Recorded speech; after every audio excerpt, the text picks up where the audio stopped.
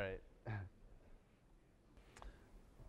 Hello, everybody. My name, well, before we get started, I just wanted to take a moment, and as people are still filing in, I want to welcome everybody to Google I/O. This is our very first Geo session of I/O, and so I feel very privileged to be up here. I'm very excited to deliver to you guys some information about some really important stuff that's happening around our Google Maps APIs. And this particular session is going to primarily focus on giving you a lot of information and incentive and motivation to really start thinking about migrating over your version 2 map applications over to use version 3. And I'm going to cover a lot of information and topics around this. So my name is Daniels Lee. I work on the developer relations team here at Google. And I'm one of the fortunate few who are happy to support our Google Maps APIs. And this includes not just V2 and V3, but Flash and static maps and now geocoding services as well. So before we begin, I do want to note, and I'm sure you guys may be aware of this, there was a slide that was displaying a link to the Google Wave sessions for every session at I/O. So I would encourage you, as the session goes on, to go ahead and you can open up your laptops and you could look at this wave and submit some questions as we go along as you have them. There'll also be a live note taker, which will be taking place as I speak.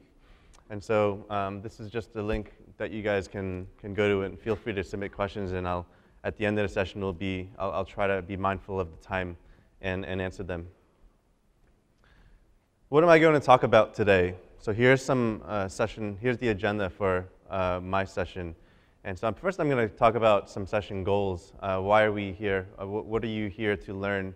And what is some information that I want to leave you with when you go?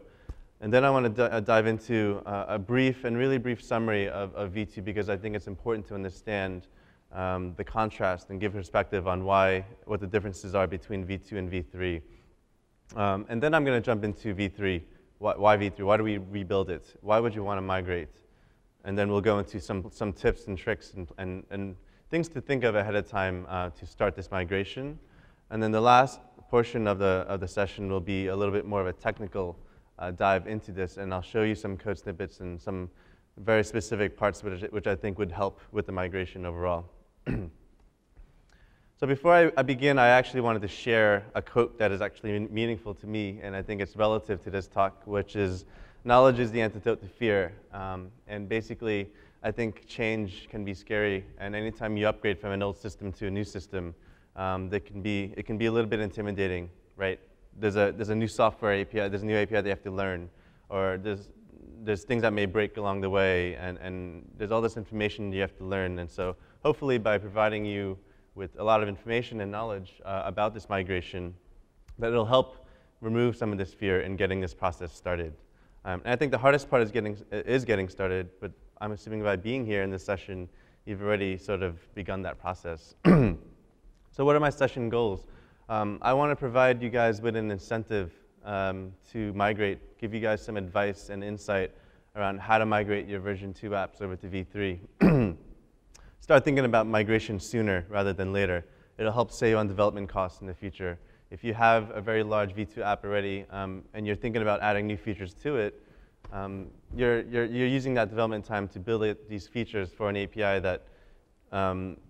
that is sort of an older system, and you may have to migrate later on anyway. So I want you to understand the benefits of why you'd want to migrate.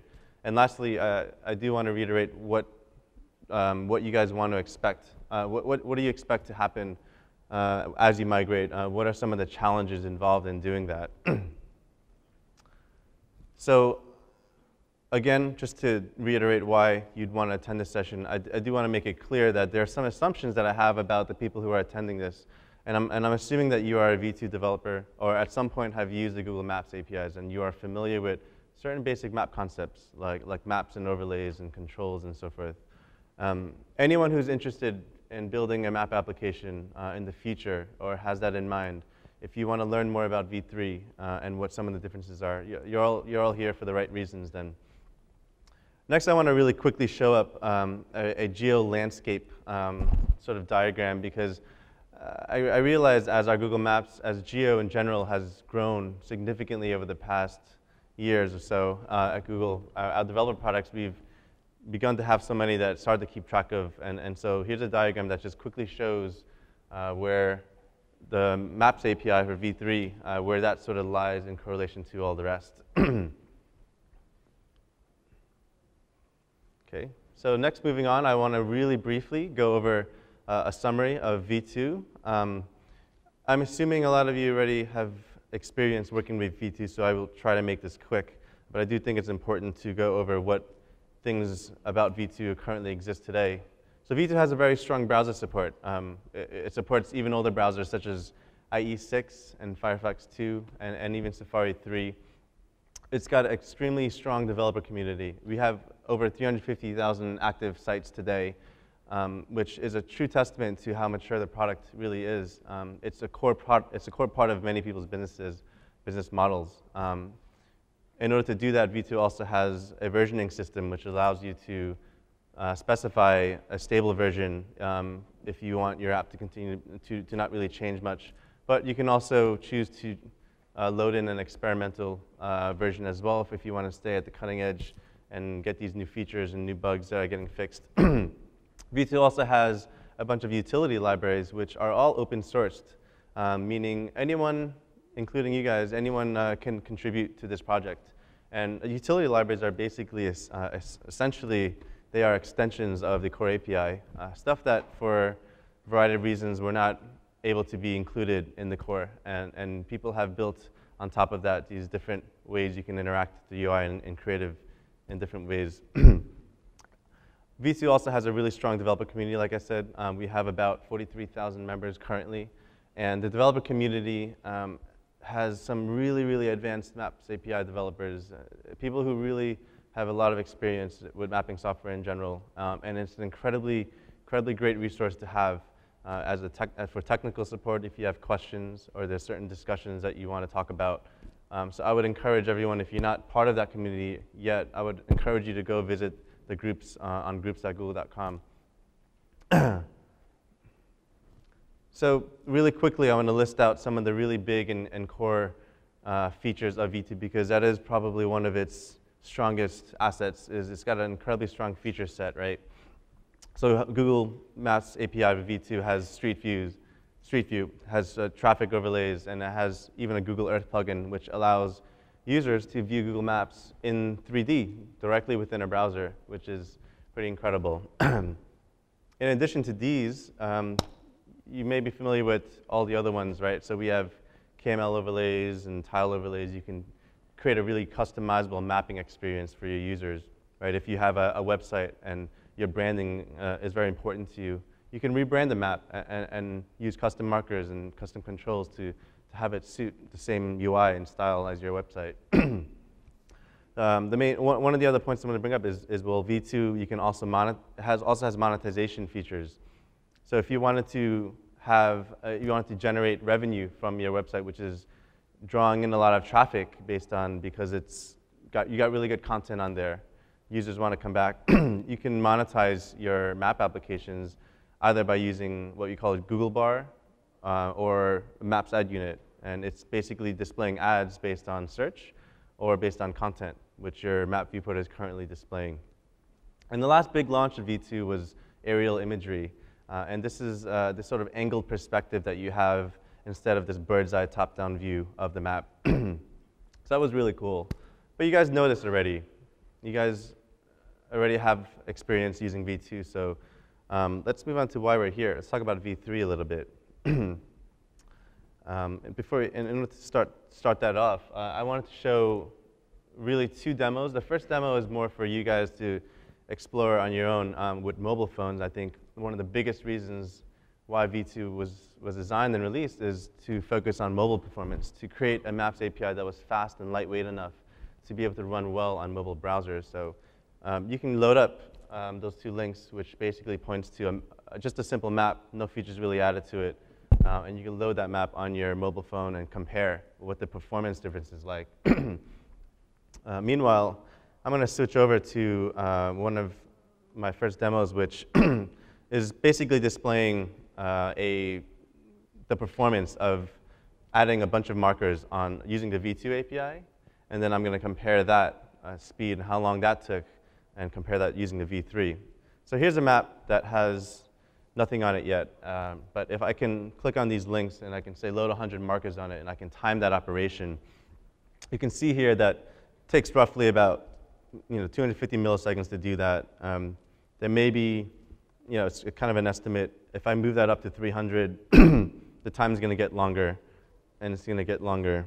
If I go to 500, it takes a little bit over a second, right? And I can go on to maybe 750. 1,000 will take probably significantly longer. So I guess I'll leave it at that. 750 markers, it took about 2.2 seconds to load on V2. If I switch over to V3 and I run the same tests, you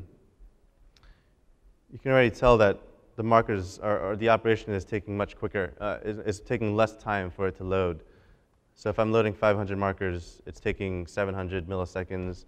And if I go to the same stopping point, 750, it takes roughly about 1.3 seconds in comparison, and contrast that to V2. So that's one sort of illustration of the performance benefits that you'll have if you use V3 as an API instead of V2. This test also uses one of our utility libraries, which is called Marker Clusterer. And because realistically, when would you ever want to display 1,000 markers? And if you are trying to do that, I would probably encourage you guys to use some type of a clustering library. So I can enable clustering here and rerun these tests. And you could see that it's significantly faster. And so this is one of the benefits of using a clustering library, for example, which is a utility library and not part of the core. Again, pointing to how useful they actually are. So loading 1,000 markers using a cluster takes less than half of a second, and that's in V2. In V3, it's let me enable marker cluster first. So loading 500, it's incredibly fast and takes a fraction of a second compared to V2. So 380 milliseconds versus 30. That's pretty significant. So going back, what are some of the problems that with V2 that I wanted to highlight? And I think the demo helped me lead up to what we wanted to talk about. I wanted to talk about performance. Performance is one of the biggest reasons why V2 exists today. What we really focused on when we try to rebuild it from the ground up. And V2 is not really optimized for mobile. It's not optimized because we don't really test fully in the browser and mobile browsers for V2. It's not really meant to run in a mobile browser. You can, but performance will be pretty slow. It's also got an older design. It has these obscure class names like gmap2 or glat-long, or gmarker, which exists in the global namespace. And one of the things that you may have noticed about V2 is that the gmap2 object is constantly growing or has grown to be extremely big. And it's this giant, giant object with all of these methods in it. So it's really bloated with these methods. And that's because of the architecture, the way V2 was designed. It also has larger JavaScript download sizes. And this impacts performance, right? This impacts, if you're on the difference between downloading an 85K file or a bunch of files to initialize your map, that versus, let's say, a 30K is going to be pretty significant when you're browsing on your mobile phone. And lastly, the Maps API version 2 also required a Maps API key, which was a unique key which was generated based on your domain. And I've had support issues with this. I've had people who had trouble identifying what is the correct domain to generate against because they have subdomains and like they have questions. If I generate for the parent, is that gonna traverse through and be valid for all domains underneath it? So those are some of the things about V2 which I think can be seen as problematic. Really quickly, I want to show a performance table chart, which basically takes apart the initial download and it really is split up into 3 files. It's the loader, which then loads in a main.js, which defines all of your core objects in the Maps API. And then it has the tiles. The tiles are the images that you see, which make up the visualization of the map. And in V2, it's about 85K in a gzip file. So let's talk a little bit similarly about V3 now and what V3 offers in contrast to V2. So V3 has mobile browser support, meaning we test We rigorously test and every release that we have in V3 against popular mobile browser phones, which includes Android and iPhone. So V3 is very performance-oriented. We're always thinking, is this going to run well on mobile?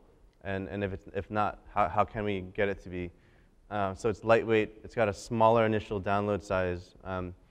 And a lot of the ways that makes this possible to improve performance in this way is because of the MVC architecture that V3 uses. MVC stands for Model View Controller, and it's a UI framework which really promotes and allows you to create a modular and more robust design for an API.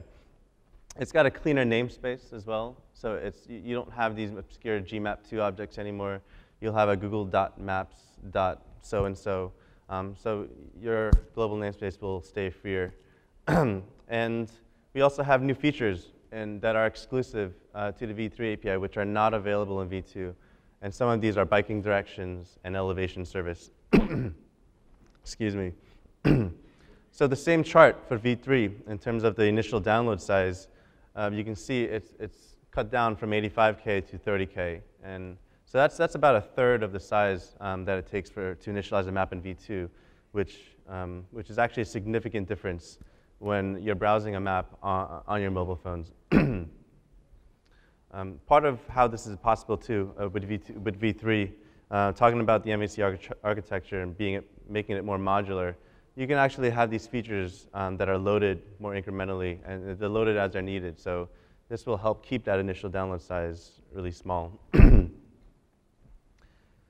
So looking back, I think it's been a really, really exciting year for V3, and it's experienced a tremendous growth, and is still growing and has an incredible forward momentum right now, which is why I think it's an extremely exciting time for the V3 API. And I really do want to commend the API engineers in Sydney for working to make this possible. They really cranked out a lot of features in just over a year. V3 had launched into Google Code Labs last year at Google I/O in 2009, and since then, we've been moving in this forward direction to ultimately reach full feature parity with V2, right? Have every feature that's available in V2 and make it available in V3, plus more. So the red highlighted features on this diagram indicate the ones that are actually exclusive to V3 and are not available in V2 right now. So things like elevation service, like I mentioned before, and more recently bicycling layers and bicycling directions. So this is just a really cool way to just look back at a year and see the amount of progress that we made. And so you may be wondering, like, what's the next step? What is the next step from here? I have a really, really important announcement to make, and it's an extremely exciting announcement, and I'm dying to tell everybody about it. So I'm really happy that, and I feel privileged to be able to tell you guys all about it, and maybe you can guess what that is. But yeah, we even have shirts, right? Yeah, so as you may have guessed, Google Maps, the version 3 of Google Maps API is graduating from Google Code Labs. This is huge. This is huge. We have our engineers over there, and really want to commend them on the incredible work that they've done over the past year to make this possible. So what does this mean? If you're not familiar with Google Code Labs, Google Code Labs is basically a developer market, a developer place where it allows Google to put up developer products that are still in the early stages of development. So it's not ready for full usage yet. It's a place for innovation. It's great for both Google engineers and for you external developers, because it allows you to really test out these new and amazing technologies that people have these ideas for, and allow you guys to experiment with it. So what is significant? What are some of the changes that's going to happen? How is this going to impact V3?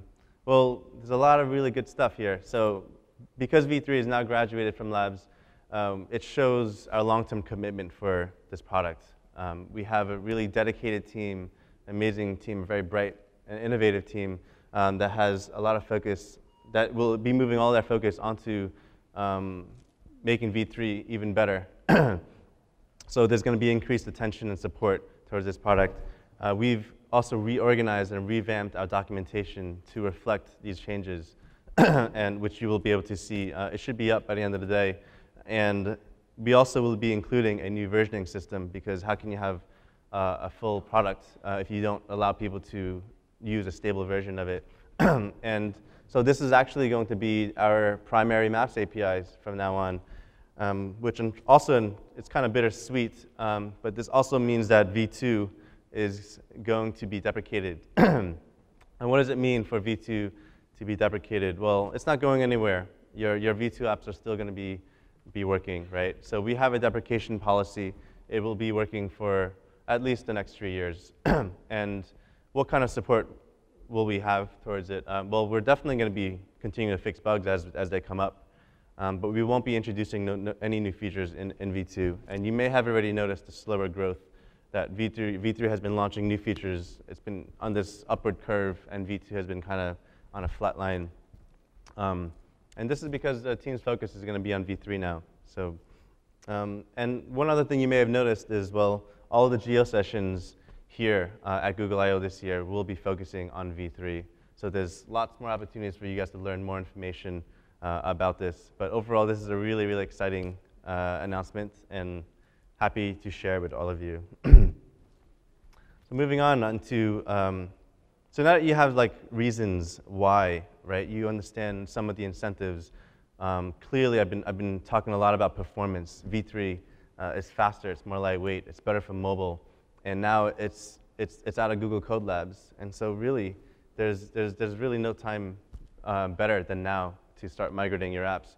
And so let's look at some of the V3 features as it currently exists today. Well, talking about browser support, V3 supports all the major browsers, but it also includes mobile browsers, right? It includes Android, for example.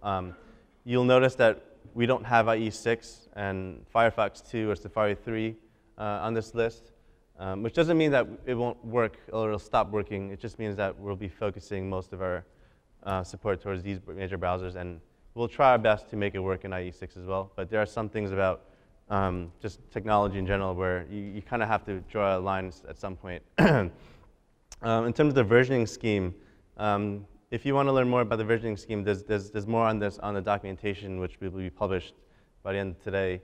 But basically, you'll be able to specify, similarly to V2, a way to get the bleeding edge, the latest current version that's currently been released, which includes the latest bug fixes and the latest feature releases. But it's going to be more experimental, right? It's going to be, it might have more bugs in it. Your application may not always work or may break something. We may have regression bugs. But it also will give you the ability to specify an older version if you do want a more frozen version that changes less frequently. V3 also has a growing utility library open source project similar to V2. And we expect this to grow much more over the next few months. There's going to be a lot more features that we're going to try to push out to this. So lastly, there's the developer community, which is also growing rapidly, in my opinion. And it currently has 15,000 members today. And so if you guys are not part of that, I would also encourage you guys to please join as well. What are some of the features that V3 has? Well, we're almost, I wouldn't say we're 100% full feature parity yet, but we're really close. We're almost there. We have a lot of all the big features that have been carried over from V2. So things like markers and overlays and custom controls and custom map types. We have a client-side geocoder, direction service. We have all this stuff that is already, that has been ported over from V2. And in that porting over, we've also done a lot of redesign and made it much more intuitive. We've really taken everything and sort of took a step back, redesigned it, reevaluated it, seen what the use cases are, and then ported them over. So more recently, we've also had a few more launches with features, which includes ground overlays, KML layers, Geo RSS feeds, and traffic layers. And I talked about features that didn't exist yet in V3. And some of these are bicycling layers. We have a new elevation service, which allows you to query elevation data on a map. We also have rectangle and circle overlays, which are not available in V2. And lastly, we have these things called MVC objects, and I'm going to be talking about this a little bit later on and what you can do with them. But it's a very powerful way to really create some very clean, efficient code for your applications. And so what are some of the challenges that exist when you're trying to port over your V2 app over to V3? These are just some points that I think, in my experience, because I also, as a developer, had to learn the V3 API back at one point. And I remember some of the difficulties that I ran into. Well, obviously, you're going to have feature parity issues. We're almost there. However, there are these very intricate use cases which sometimes comes up. People have found some very interesting ways to use the V2 API, and even in ways that it wasn't necessarily meant or designed to be used. So one example is, a more recent example came up as I was supporting someone online in the discussion group. He had an issue where in V2, he took a hybrid map type and he wanted to apply an opaque background to it, right? He wanted to put like a black or a white background, which created this very nice effect, and it really highlighted the font, the full color of the text that's being displayed. And he wanted to do this in V3. But in V2, we gave you direct access to these tile layers. So you can get the hybrid map type, access the tile layer, change the background of it, right, and so forth. But in V3, you don't have this access yet, right? So there's interesting use cases like this, which will sometimes come up, and this will happen as you have more of these different things that you're doing in your V2 app, right? So there'll be some of that. You guys already know about the syntactical changes. There's basically a new Google.maps namespace, and all the different class names is something that you're going to have to learn. But this is relatively easy to pick up, right? It's just like sort of rebranding. It's knowing how to call certain functions differently in V3. So and the API reference on our documentation is incredibly useful for this. And one thing I wanted to reiterate is that with V3, that many times you look at code, and in V2 it's very easy to make a lot with just a few lines of code. And in V3, it may initially seem like, well, I have so many more lines here. However, sometimes less code is not always better, right? Sometimes you have more structure, and your code is more readable, and so it's designed in a better way. It's more robust. Another big change and a conceptual difference, which I think is really important to understand, is how overlays work differently on V3 versus how they used to work in V2. So overlays on V3 are basically the way it used to work in V2. You would have to have the map add every overlay onto itself. So that's why you have all these add functions within your map object. You have an add overlay, you have add control, you have an add map type, right? And so every time you introduced a new feature like this, that's why the map object had to get really big. And so there's this conceptual difference where in V3, your overlays are no longer being added to the map by the map. It's adding themselves to the map. It's essentially binding itself to a map that you give it. And so this prevents that problem with your map object growing very big. And the last 2 points that you may notice is there's just some differences with the object specification, the request and response specification in your geocoding service, in your direction service. Elevation service is new, so that's going to be a new topic. But for those two, expect those to be slightly different, and there will be some learning involved. So some things to really quickly think about when you're trying to port over your V2 app. I think it's a great idea to just list out, whether in your head, probably better to write it down, a list of what big features that it currently uses. Does it use Street View? Does it use direction service? Does it use a geocoding service? And then think about all of your intricate use cases, and then you're going to have to find out, is this possible in V3, right? Can I do this in V3? And if not, what can you do about that? And this is where I would encourage you guys, well, if you don't see a feature that's currently available in V3, we would not have as much of a tremendous growth rate as we had over the past year if you guys weren't as diligent about filing these feature requests and filing these bugs in our issue tracker to let us know what is not working, to let us know what features that you do want to see. So that's very important for you guys to do. And then lastly, just take baby steps. Start how you started building your V2 app, right? Start with a map, then add a marker, then place an info window, add some geocoding, for example. So So I talked about filing feature requests and bugs, and I think these are probably going to be two very important places for you guys to know where to go. You need to know where to go to get help, and you need to know where to file these feature requests and bugs. And so these are the two locations. This is in our Google Groups discussion group and our external issue tracker. Okay, so let's go into a little bit more technical stuff. There's no way that I'm going to be able to cover every intricate use case or every feature that we have in V3 in just one session. V3 is just too big, and there's too many things you can do with it. So I'm going to cover the ones that I think are important to note and will help get you started on this process. Starting with the basics. V2 API required a Maps API key for you to use your map. V3, we got rid of this. We realized we don't need this. So in order to track usage for our services, for geocoding, for example, we use a client IP address now. And we don't need you to go onto a site and figure out what domain you have to use to generate this key for. So this is really good. This is actually really useful. There are some cases where I've seen where people are hosting their map applications behind multiple domains. And they had to create this sort of JavaScript workaround to detect the domain that it's being loaded on and then dynamically load the correct API key, right? So you don't have any problems like that anymore in V3. Second, I want to really briefly talk about the sensor parameter. This comes up once in a while in our discussion groups. That's why where it stops people in its track. Well, in our documentation, we have this snippet which allows, you love to copy and paste. But the sensor parameter, just make sure to put in an actual value of either true or false. Because if not, then your JavaScript library is not going to load, and your objects will be undefined. So make sure to do that. OK, really quickly, or maybe not, maybe you can take a moment and just try to observe the difference here between V2 and V3. What does the code look like? There's not so much of it here, but this is really all you need to display a simple map with nothing on it. OK. What are some of the differences that you may have noticed?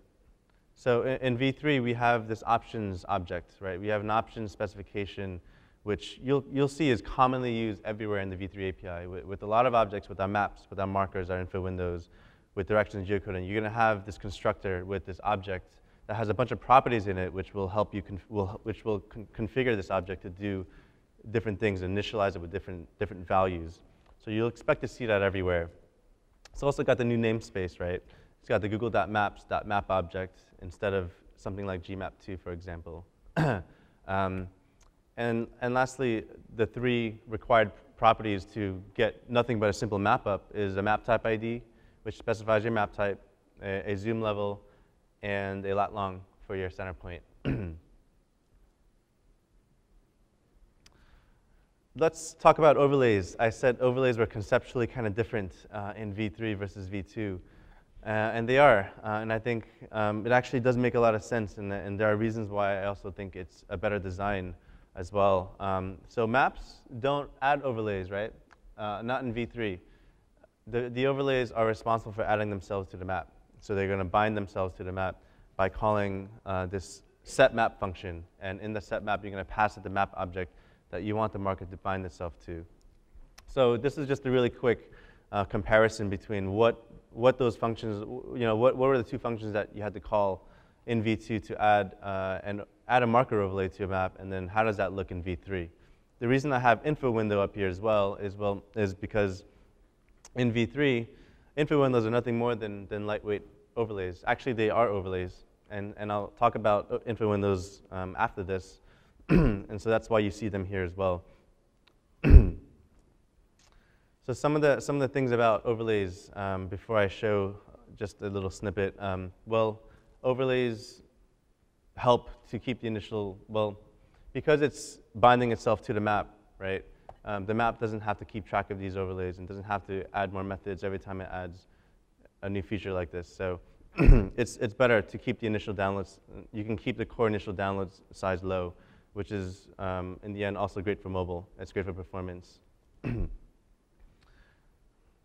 So this is actually this is just an example of what an actual code snippet looks like to add an overlay marker onto a map, and also how to open up an info window on a map.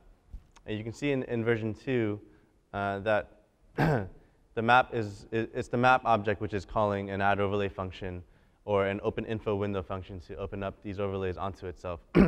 Whereas in v3, these markers are adding themselves to the map, and the info window is opening itself onto the map. Well, you know how to add overlays now. How do you remove them? Removing them is essentially the same concept as just calling a setmap function and unbinding it from the map that you had binded it to previously. So that you could do that by calling a setmap and passing in null or passing in nothing in there.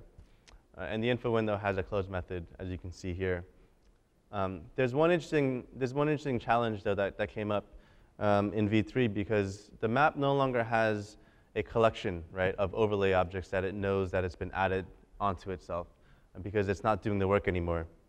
And so I challenge you guys to think there's this problem, right? How do you remove all overlays from a map? In v2, you had this clear overlays function, which people used, and people want it so badly, and they still want it.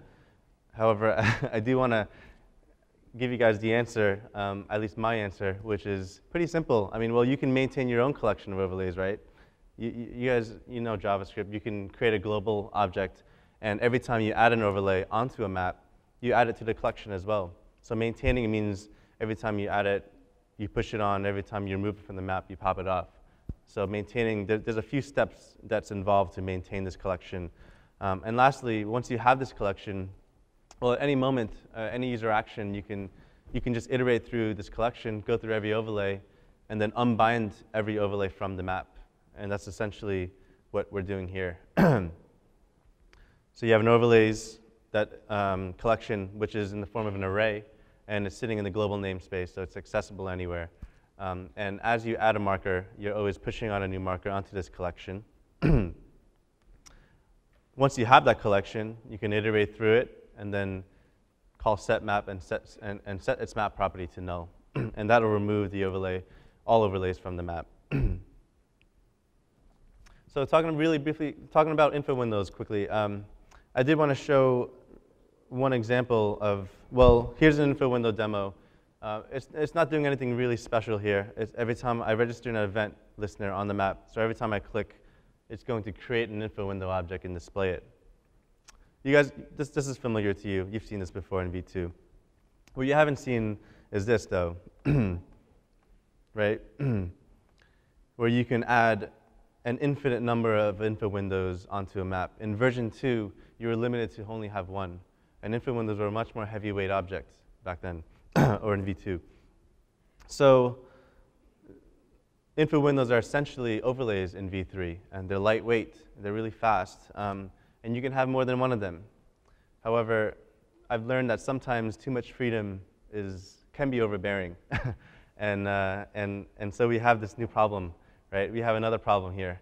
Well, what if I only want a single info window, and developers that come to us and be like, wait, I didn't want this freedom. I only want one info window, so how do you do this?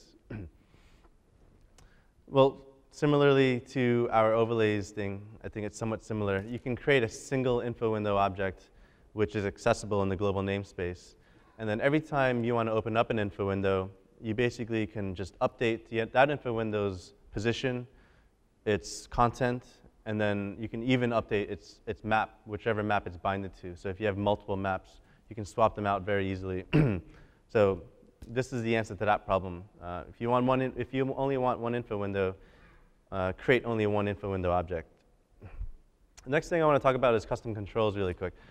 So what's different about custom controls, and how do you create a custom control in v3? How did you used to do it in v2? In v2, you had to extend, or you had to extend this gcontrol class and do some things with that. In v3, it's much more simpler. In v3, it's basically your custom control is essentially an HTML element. So document.create element div. You're just creating a div element, and that div element is being placed into one of the control positions on your map. So this is already a familiar concept to you guys, right? Creating an HTML node and then setting properties in it, setting inner HTML, attaching some DOM listeners. So here's an example where I'm creating a home custom control button, right? So I'm just essentially, like I said before, I'm creating a single div element, and I'm giving it some text. And then I'm also registering a DOM event listener that when I click on this div element, I want to set the map center point to this home lat long, which is some hard-coded position. In terms of positioning, so you have your custom control created. Now you want to position it. Well, in V3, we don't really have a way for you to absolutely position it anywhere, although you could try doing it by just setting your coordinates in your div element. But the way you do it with our API is, well, you specify two things. You specify the control position, and then you specify the index. And so the control position, as you can see in the diagram, there's different control positions on the map where you can lay out, where there are these regions on the map which can have these sets of controls. And so, for example, in this one, in the top right control position, we already have our existing map type controls, which is part of the default map type, which is one of our default controls. And so let's say you want to append this home control there, and then you specify an index. You give the custom control an index. Do I want it to be slotted at the 0 position, or do I want it to be slotted to the left after the existing control?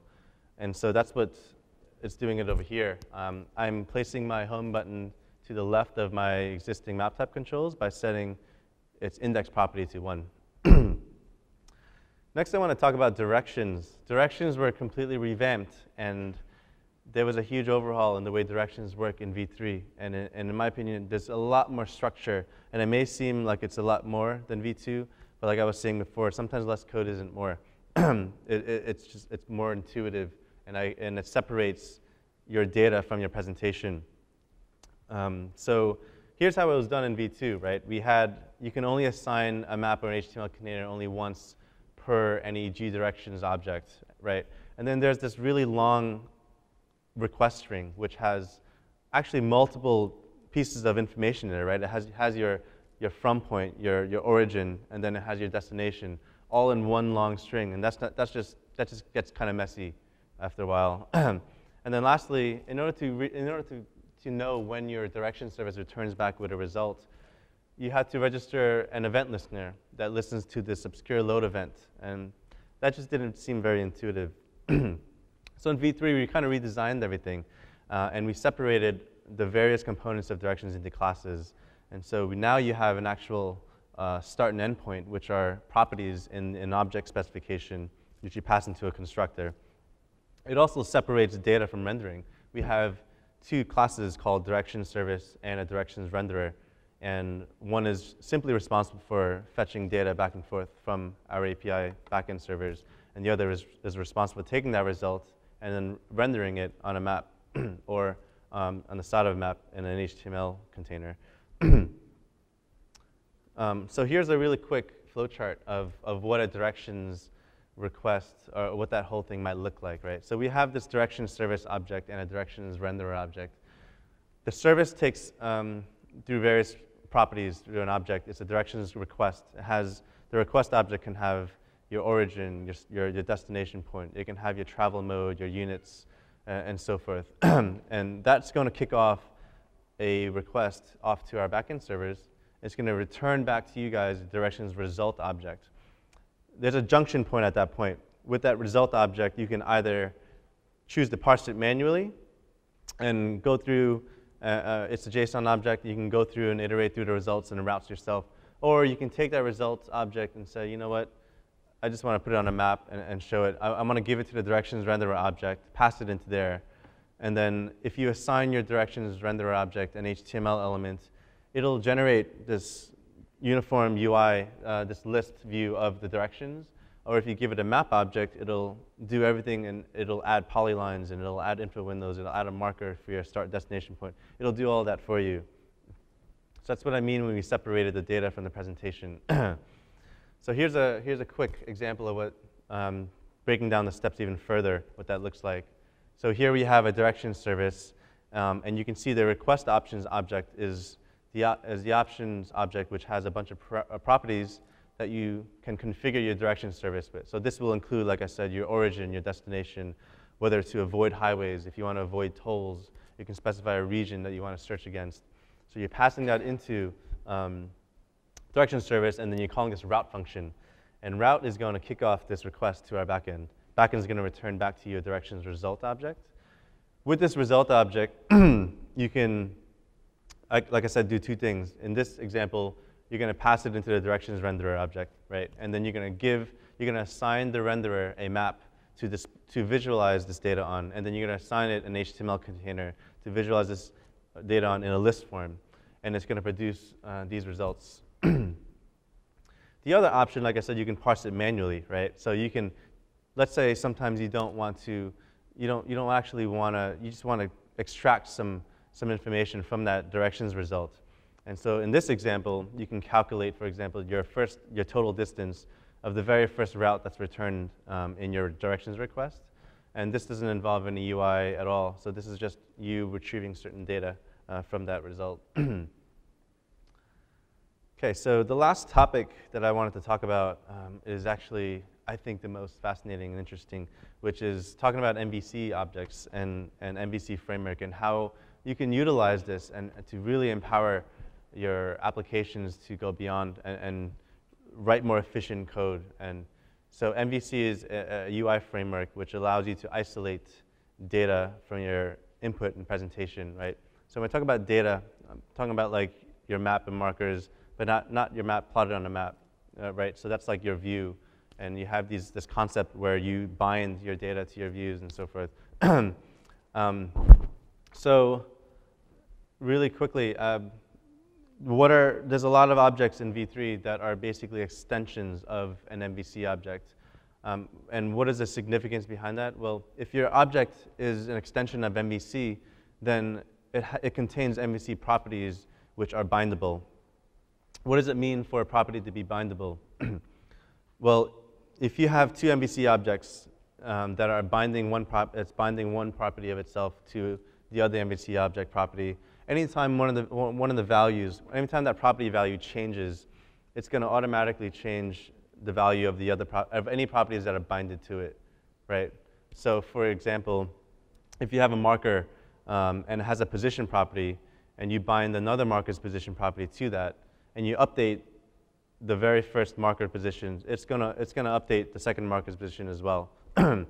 So that might not seem very useful, but I'll show you an example of some ways that some cool things you can do with MVC. So here's one example. Let's say you have a circle overlay that you want to bind to a marker. And why would you want to do that? Well, a circle overlay isn't draggable, but you know a marker is, right? And so if you want to make a draggable circle, for example, why not create a marker and then have the circle overlay bind its center point to the marker's position, so that anytime the marker's position gets updated, the circle center point will automatically get updated with it, right? So the solution to this is to use an MVC bind.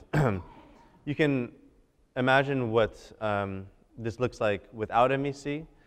You can do it without it, right? You can register an event listener that listens for a marker drag event, and every time the marker gets dragged, you can update the circle's center point. And you can do that like this. However, with MVC, all you need is a single method. You need a single bind to, which says, I want to bind the circle's center property to the marker's position property. And once you have that, I will show you what this looks like.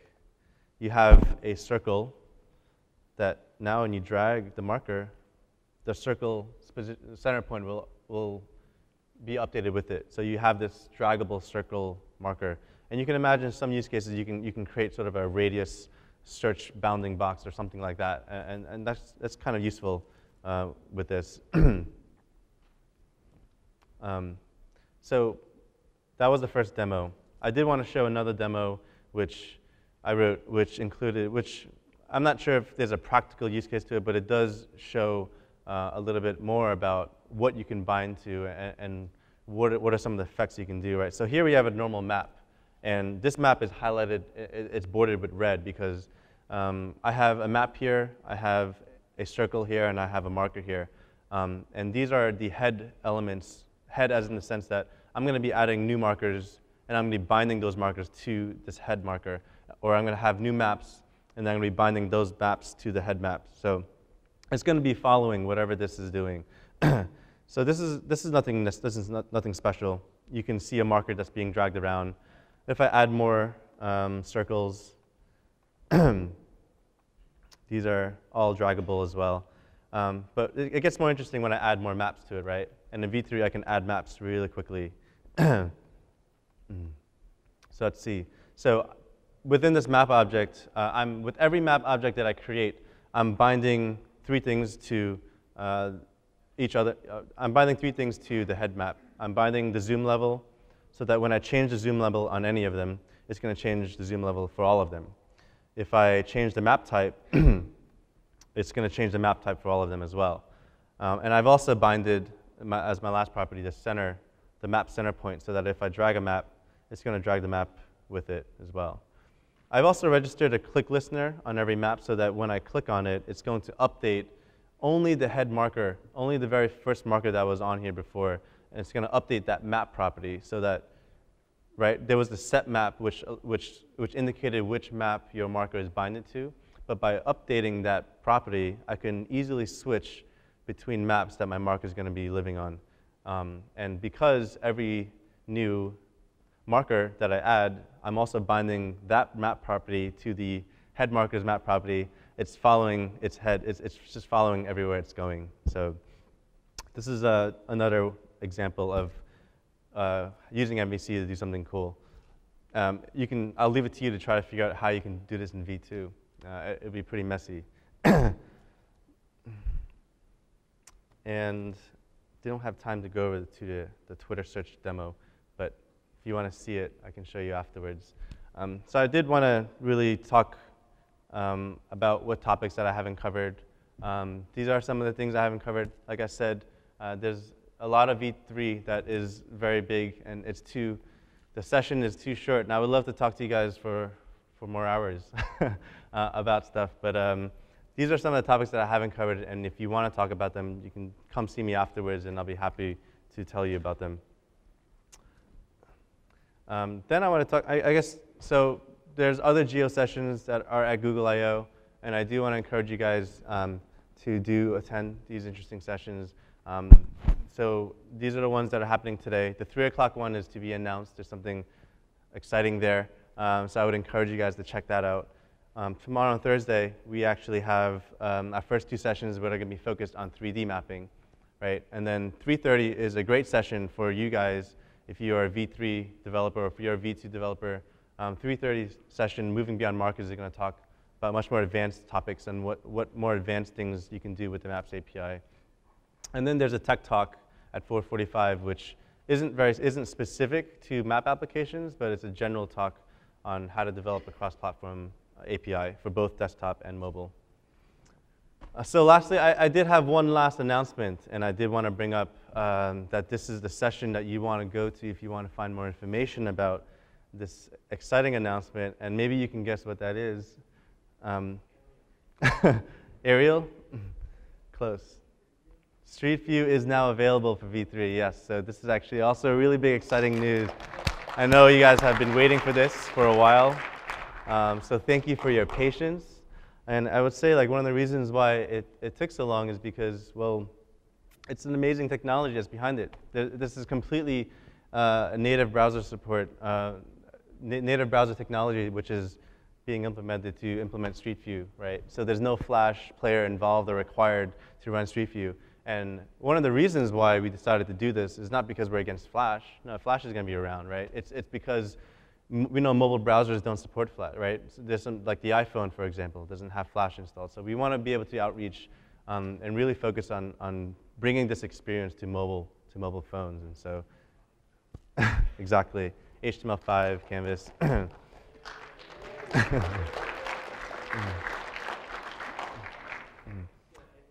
Yes. So lastly, there's a developer qualification. If you don't know about this, I did want to just briefly mention it and say that if you're interested in becoming a distinguished expert in specifically the Maps API technology, well, go to code.google.com/qualify. There's various ways to get qualified. There's different things you can do to accumulate points. Some of the benefits of it, I'd say, is, well, you get featured in our developer directory. We have a developer directory on code.google.com, and it's really great for self-promotion. You can promote yourself, and you can use the Google Qualified Developer Badge to do this. And it's sometimes a preferred or advanced invitation to some of our developer events that we throw every year. So check that out. And lastly, I want to remind everybody about the notes that we've been taking on Google Wave. I'm going to be bringing them up now, and I will open it up for questions. And if you do have a question, please use the mic in the middle.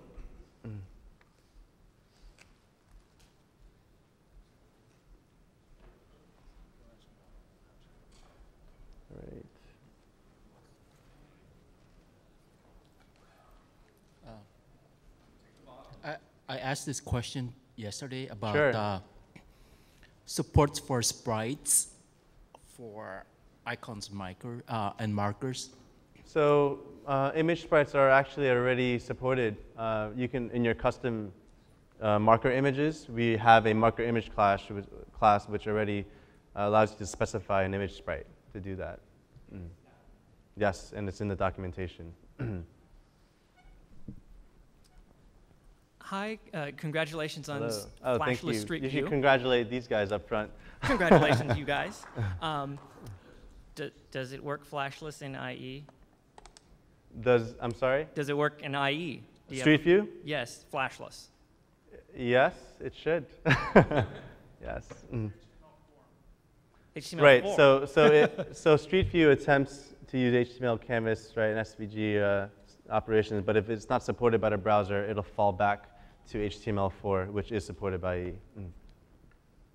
the older. There are questions in Google Moderator and the Wave I was looking at.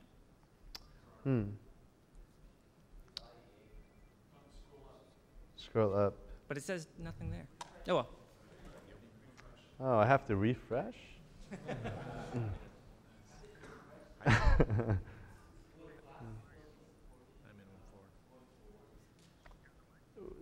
So the question was, will Flash be supported moving forward? And the answer is yes. You're talking about the Google Maps API for Flash, right? Oh, for Street View. In V2, it will be. In V3, we don't have an existing Flash version of Street View. So this will be the Street View for V3. Can you post the URL of these map demos? Yes, I will post them on this Wave after the session ends. OK, I'll take a question from moderator then. So here's one. Will the maps overlay from V2 also find their way into V3? I'm not sure what, is the person who asked the question in the room? They're referring to pictures. You have to give the overlay of like the pictures and for Wikipedia. Oh, I see. You're talking about layers, right? The Wikipedia layers. Yeah.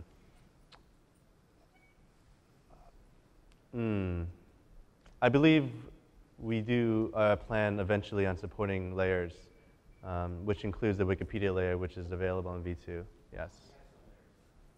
We do have some layers, right? So yes. OK, are there still limitations to polygon rendering, and how has it been improved? As far as I know, we are trying to constantly improve the performance of polygon and polygon rendering. And so I'd imagine this being an improvement. Yes. Speak into your mic. Sure. Do you want to? It's going to get weird. Hey. Hey, I'm Ben, manager for the Maps API. Yeah. I ported the polygon code from V2 to V3. We've rewritten. Yeah, take it off. Oh. Much better. Testing, yes. OK. So when we ported the polygon code from V2 to V3, we essentially rewrote a lot of it. We now support many more polygons and more complicated polygons. We do client-side level of detail. If you have a really complicated polygon, we'll figure out what vertices we don't need to show at the zoom level you're looking at, so it renders faster. So I think generally it's faster. A few niceties as well. Our geodesics are now much smoother. We now support polygons that include the North Pole or the South Pole. Yeah, let us know if you see bugs or performance problems, but we're pretty happy with our new implementation of them. Great. Thank you. Anybody in the audience have any questions? Or I guess I have maybe to take time to take one more from moderator.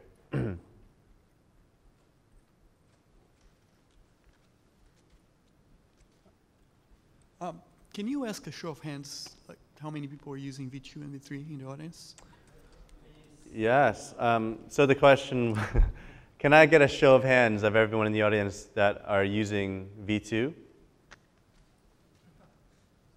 And how many of you guys are using V3? Oh, awesome. How many of you guys will migrate to V3? Great answer, great answer. Thank you. Okay, I'll take one last question from moderator, and then we'll conclude the session. Let's see.